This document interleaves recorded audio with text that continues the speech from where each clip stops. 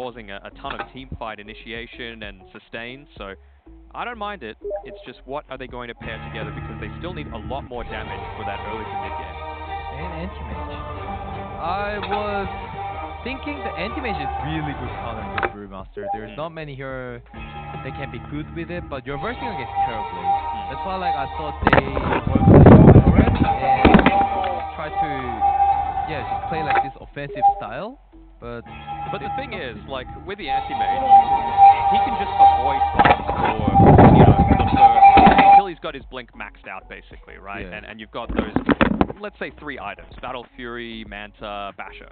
He can just keep avoiding team fights, and really, what lockdown do you have to deal with this anti-mage right now on NIP? Yeah, there's nothing. Brewmaster doesn't have damage. Terrorblade, they just have to be grouped up as 4 or something to actually kill down this anti-mage. So do you think NIP, they need to be playing something hyper-aggressive in the mid lane that builds into something that can continue to lock down the anti-mage, whether it be an Orchid, which is useful pre-Manta, but then it will drop off a little bit, and then maybe into a Scythe of Life, so something like a Nature's Prophet, perhaps? Nature's Prophet... Tá chegando a hora, Cal, tá chegando a hora. Vai rolar o desafio do X1, mid.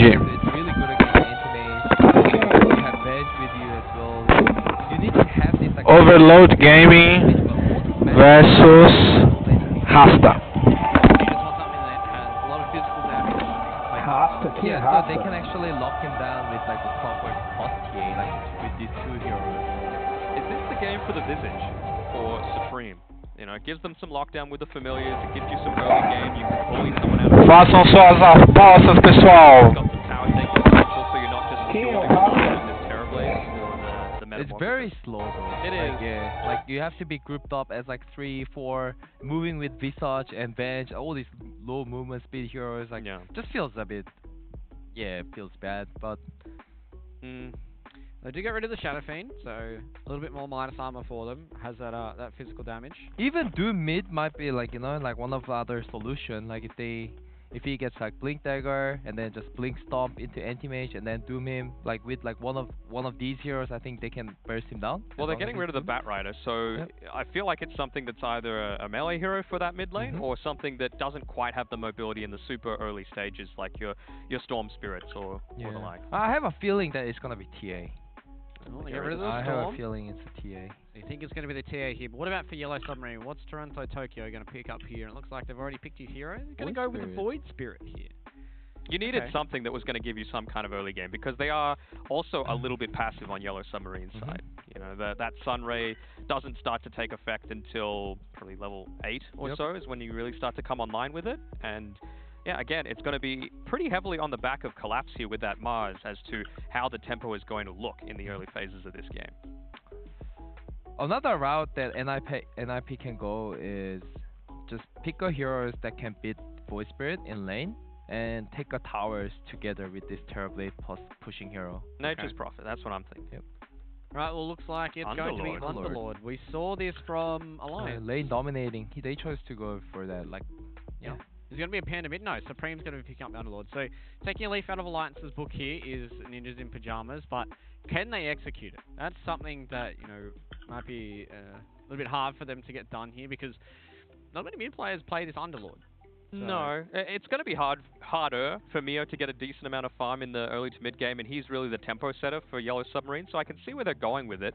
They've also got that cool combination of the Cinder Brew plus Rocket Flare for the off lane, so you're going to be able to ignite the Cinder Brew against the anti-mage, so harass him down a little bit, maybe force him to buy more regen than he would be hoping for.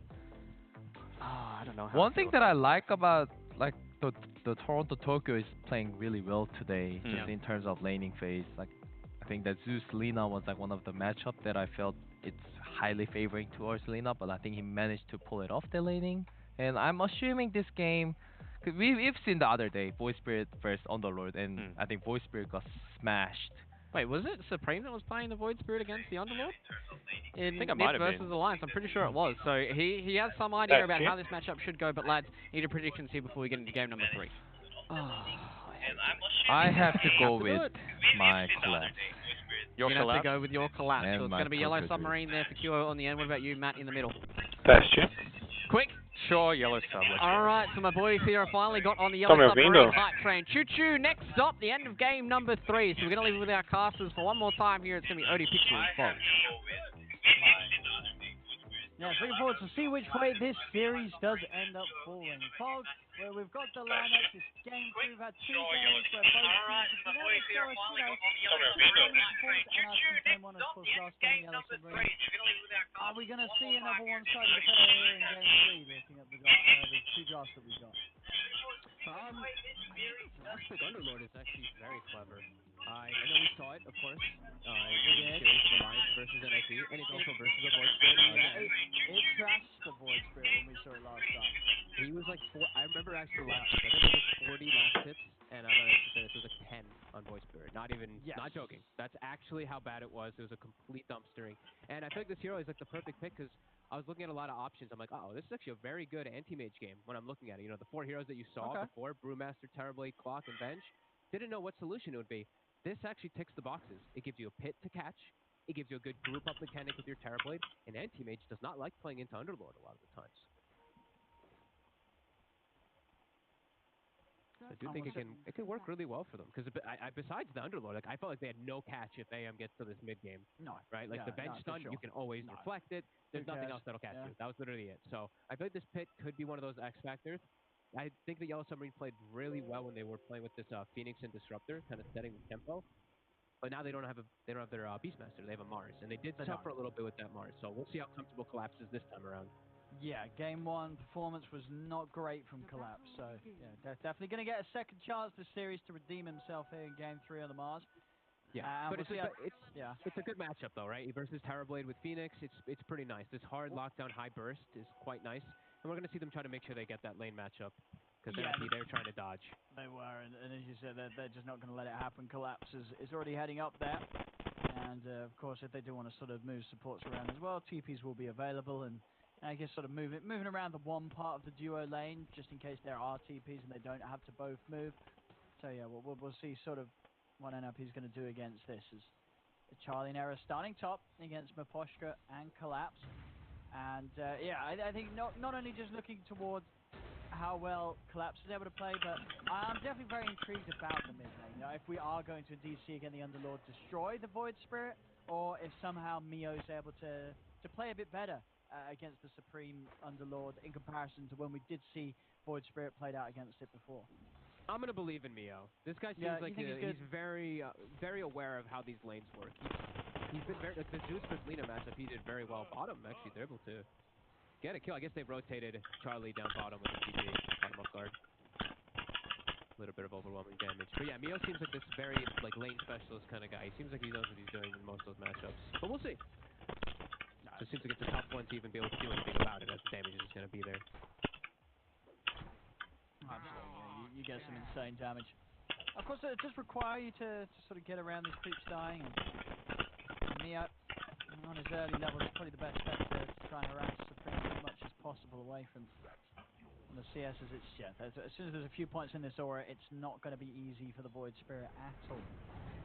You're going to have to just play around your spell usage, though. I think that's one thing that Mio can do. He just goes for his W and his E and just pushes the lane in constantly, because you actually have better lane push than an Underlord at early. The first 2 points in Firestorm, the second and third point are those big ones to actually push lanes out.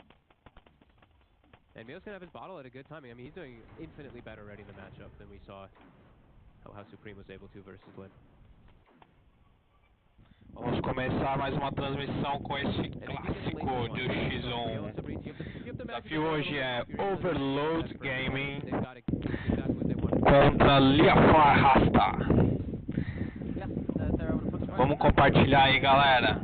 Live tá on, vamos pra cima, vamos assistir esse jogão. I mean, the thing is as well, in this lane, if they are able to get on top of the Terrorblade, consider the Venge a support that's going to be able to offer too much against these two, if they are able to get aggressive onto Charlie. He's just the wave. It's mostly just a wave of terror and holding them in place for the TB to hit with mana. Yeah, that's kind of it. I think that this lane is very strong versus TB. This Mars and this Phoenix. It's a ton of damage, and it's just straight magic damage, which TB hates playing against because you're very squishy early on. Sure, you've got like 17 armor under tower, but you are literally like the lowest strength hero, one of the lowest strength heroes in the game.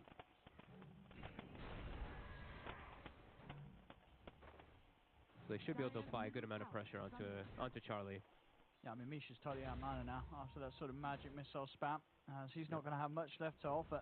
As again, not quite able to get control of the creeps here, so bad messing with him. As Misha probably going to have to spend time walking back to base. So this will mean Charlie is, yeah, he's alone. So Charlie's going to have to be very cautious on this bottom lane. Yeah. Interesting to point out too, Saberlight did not actually go for Cinderbrew at all up top. It's actually just going for the Brawler. Brawler plus Thunderclap. They did have the Rocket, the synergy with the Rocket plus the Ignite too with the Cinderbrew. But this is a hero that we don't, you know, this is... Brewmaster I feel like is still kind of in a question mark spot. I feel like they made it work the other day on Mud Golems, but I'm still not too confident in this hero because it's just very tough to make work.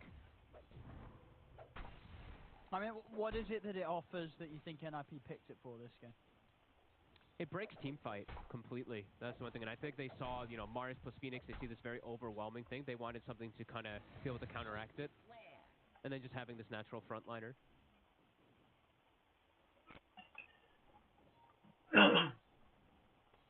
See mid. Mio did manage to grab himself that arcane rune, so they are going to have to be a little wary of Mio making the moves once he does hit this 6. And yeah, continue to keep it even in this mid lane. I mean, it's ended Dead even.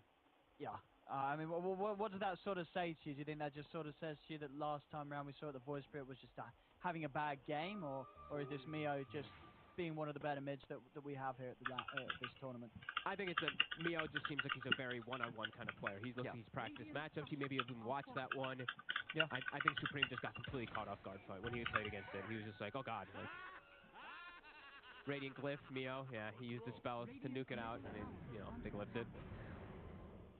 Always the fun between the mid lanes, those tips. That's bottom. Charlie, this isn't meta committed. They're trying to get a kill out of it. Unlikely to do so, though, with only the magic missile to try and make it go on. Hero isn't so bad, it's already out with the dive. Then he gets the courier. Mio's going to look to try and join forces with him and maybe try and burst Charlie. He's got that arcane pumping. Magic missile holds him back momentarily, but the spear is going to lock down Charlie. Mio's over as well, jumps in with a burst. Charlie pops the stick charges. It won't save him. Charlie goes down. Mio's able to make that first rotation, and it's a 10 out of 10 one. That's the TB down. Very nicely done. And they're already slowing him down a lot. His teammate is not really getting slowed down. Your Torres got the Ring of Health already up and online. Mio really wants to get this rune, but he's taking a lot of damage. Oh. As we'll get the illusion. Helps remove that Firestorm for now. Rocket Flare coming in. He's bottling up. He's able to jump away. Supreme won't be able to catch him. Mio. He's chasing. He's going to have to simulate.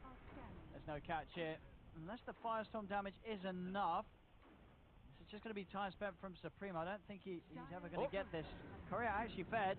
Oh, Misha might find it with a magic missile, but no. Good jump to the side. Keeps him in the shadows and out of range of the magic missile. Another rocket? It's only level 1. It's only level 1. If it was level 2, you know, that would have been... Yeah. That would have been pretty nice. Might have actually killed him. But he'll be fine. Very close, though. I love that rotation, though, from Mio. Just... That was a meta that was used also from Charlie. So now I feel like Charlie, you have to just go to the jungle now, which gives your Mars a free lane too. Collapse already having a great start. He's now just going to have a full free lane for himself versus nobody. And on the top half of the map, we're seeing pretty much free farm on Yatora. Doesn't look like the pressure of Brew's been too much, but Brew farming just as much. And neither hero getting bullied out of this lane outright. Yeah, definitely. That is, I mean, that is definitely a big thing to point out too. It's like the Brewmaster laning is one of the big things that always is the downfall. He is playing versus some natural counters though. Playing versus these long duration stuns, playing versus Static Storm, not the most favorable thing as a Brew. So we'll see what Saberlight can do in the mid game, because he really is pretty much all that team fight for NIP besides rallying around Supreme. Mid-lane. Let's see the jump onto Supreme. Mio. If he's got enough burst to do this, and he should be able to do so. He's got the Astral Step. Actually not enough with that, but maybe with the damage from Sobat, the glimpse back. Yep, they've got it. Supreme goes down. Big moves from Yellow Submarine, bringing in just enough to make sure that they can kill that Underlord, and they do. Kill to be found. Mio's game continuing to be held in a very good position. 8-minute rune also found once more by him. like his skill build a lot too this game. The 0-4-2. I actually like this skill build most times in the mid. I feel like it's 11-second cooldown with it's a full wave clear. It instantly kills the creep wave pretty much with these two. I like when I see this one rather than the Aether Remnant for the most part. There's some lanes where of course you want the Remnant, but I like that he went for this option. This game, especially versus TB too, just high magic burst. So Charlie, he's going to be under the gun a lot. He's going to strictly up the jungle. We'll see what NIP does with the 4 heroes. Supreme just running in at Mio. Going right in underneath the tier 2. There's going to be a glimpse in 5 seconds. Miposhka can put him in a very weird position. TPs are coming in. I mean, you're right, Miposhka. He's got that glimpse. Straight back behind the tier 1. Have they got the damage? Era's going to come over to help out. That will mean that they're stopped for now trying to take down Supreme. As Supreme, he's fine. He's able to turn, get another Firestorm out of the pit. Connecting onto Miposhka, and Mio will lock down Miposhka long enough for them to take down the Disruptor. Very nice. Saberlight top. Be a little careful. Good thing he gets that salve off. Otherwise, Yatoro might actually get a solo kill onto the Brewmaster. That would be devastating. Yeah, this Underlord still seeming to be a little bit too tanky for the rotation of the 2 supports. They are still lacking some stun if that Mars isn't there. And now Collapse, he's starting to make moves around. He's gone for his own, also going for an urn. Looks like we're getting a little bit more rise of the urn in the offlaners.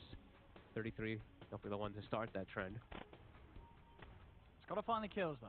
It does. If you're going to go with this sort of build, have to find action and make that urn pay for itself. Try for it top. Everyone's going to be able to split. Yeah, he's got the sword. He's always going to be able to get that split off. Yeah, this is a hard move for that to make. Unless he can get the split perfect. Go. Around these runes spawn. Collapses. Ooh, split does she use? Forward. Magic missiles out. They're just going to turn straight over towards Collapse. Collapse now lays down the arena. Has to run with this. Stepping out, but Saberlight, he's already outside and he has the control. He's able to throw up Collapse once more. Eggs in a good spot. Coming with a stun. Eggs, is he going to save Collapse in time? It is going to set up for 2 kills for Mio by looks of it. He jumps over with the Astral Step, looking for Saberlight, burning him down with the Sunray. They'll get the 2.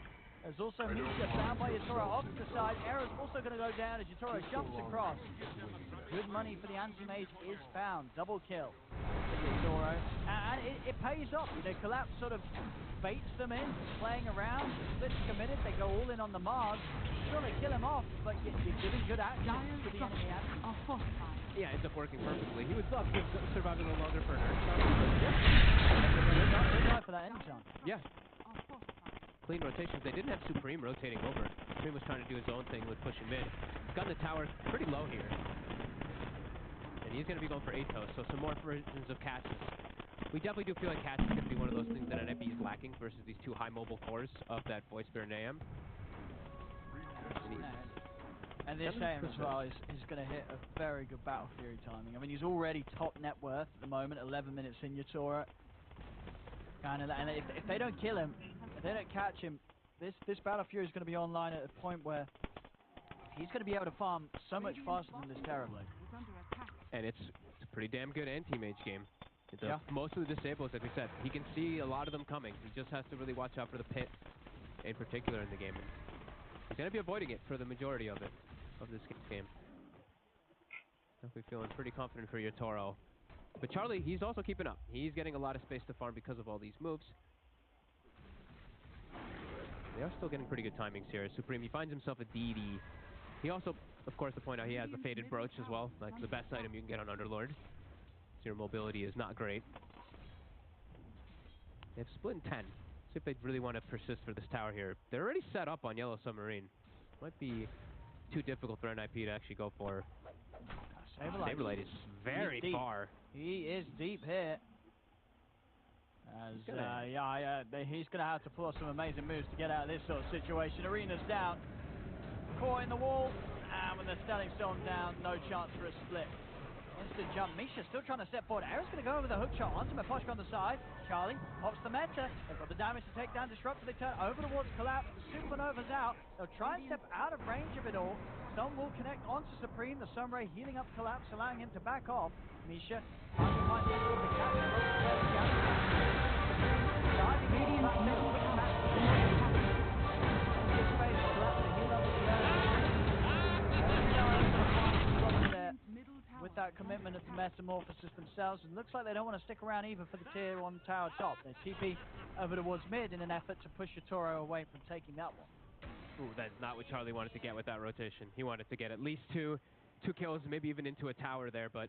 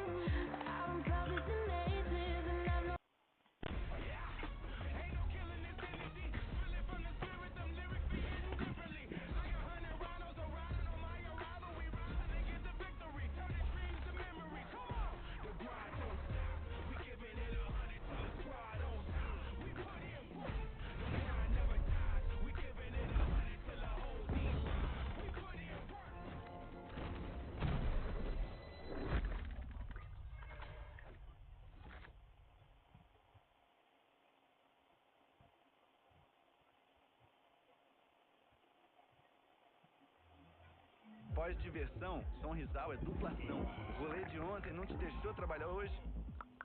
Patience, don't want you please stay.